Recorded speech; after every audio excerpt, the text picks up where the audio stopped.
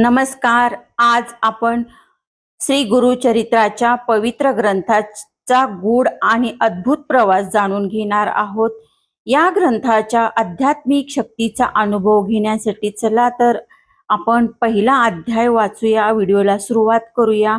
आणि तुम्ही अजूनही श्री स्वामी पूजन या चॅनलला सबस्क्राईब केले नसेल तर प्लीज या चॅनलला लाईक, शेअर, सबस्क्राईब करा आणि आपण व्हिडिओला सुरुवात करूया. तर आपण संक्षिप्त गुरुचरित्र पारायण म्हणजे थोडक्यात स्वामी समर्थांच्या अद्भुत लीला, त्यांचे उपदेश आणि भक्तावर असलेल्या कृपेचा सारांश वाचणं असतं.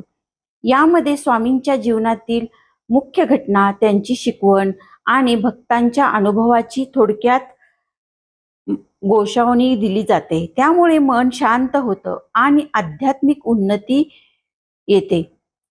पहिल्या अध्यायात सर्वप्रथम मंगलार्ता आणि मनशुद्धीची ओळख दिली जाते. त्यात गणेश, सरस्वती आणि नृसिंह यांची स्तुती करून गुरु भेटतील भक्तीची तळमळ दाखवली जाते. भक्त आपल्या गुरूंच्या दर्शनाची तीव्र इच्छा व्यक्त करतात आणि त्या तळमळीला प्रतिसाद म्हणून गुरु त्यांच्या हृदयात प्रवेश करतात. हे सर्व शब्द म्हणजे विविध देवतांना श्री गणेशाय नम, श्री सरस्वती नम, श्री पादवल्लभ, श्री नृसिंह सरस्वती दत्तात्रय नम या शब्दांचा अर्थ. हे शब्द सर्व म्हणजे विविध देवतांना अभिवादन आहे.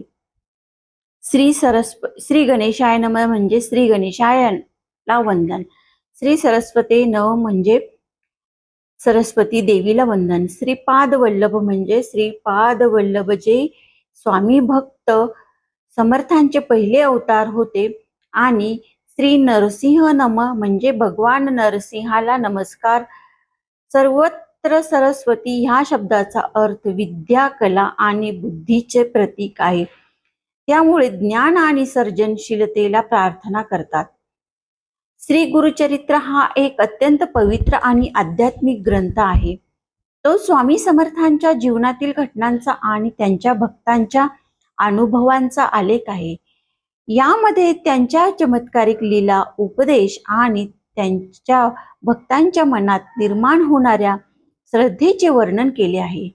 त्यामुळे स्वामी समर्थांच्या चरणी भक्तांच्या नित्य संपर्क, प्रार्थना आणि मार्गदर्शन मिळते.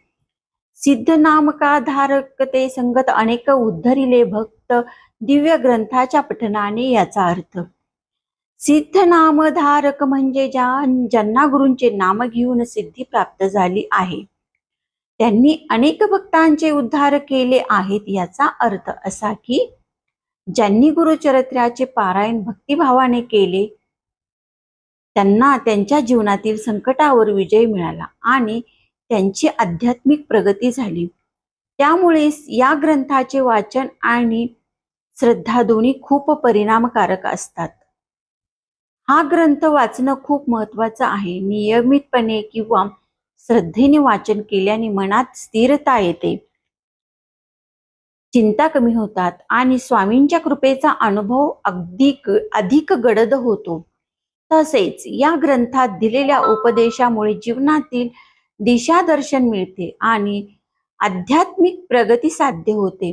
आध्यात्मिक प्रगतीसाठी हा ग्रंथ का उपयोगी आहे तर हा ग्रंथ वाचल्यामुळे मनाला दिशा मिळते, आंतरिक शांती साधता येते आणि जीवनातल्या आव्हानांना धीराने सामोरं जायला शिकवतं. स्वामींच्या लीला, उपदेश आणि भक्तांच्या अनुभवामुळे आत्मविश्वास वाढतो आणि स्वतःला ओळखण्याची क्षमता वाढते. त्यामुळे हा ग्रंथ आध्यात्मिक प्रगतीसाठी एक शक्तिशाली साधन ठरतो.